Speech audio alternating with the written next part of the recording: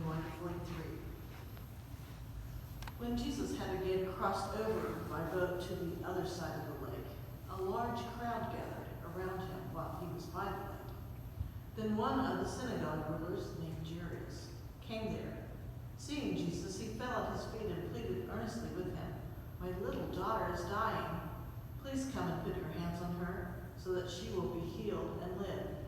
So Jesus went with him. A large crowd followed and pressed around him.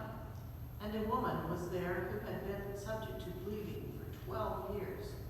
She had suffered a great deal under the care of many doctors and had spent all she had. Yet instead of getting better, she grew worse.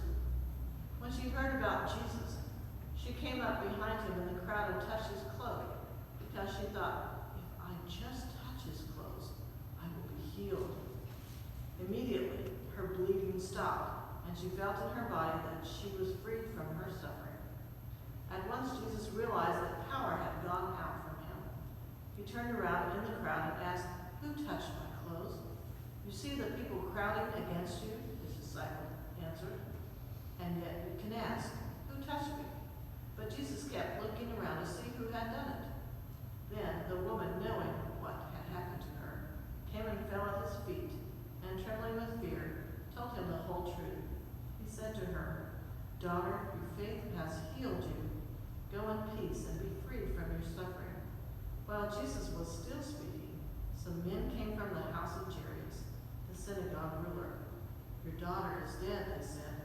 "Why bother the teacher anymore?"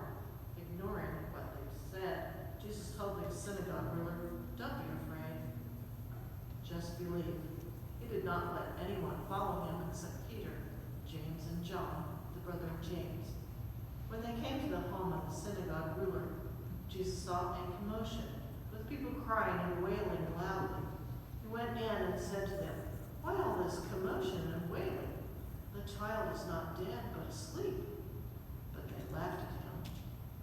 After he put them all out, he took the child's father and mother and the disciples who were with him, and went in where the child was.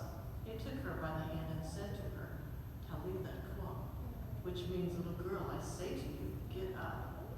Immediately, the girl stood up and walked around. She was 12 years old. At this, they were completely astonished. He gave strict orders not to let anyone know about this, and told them to give her something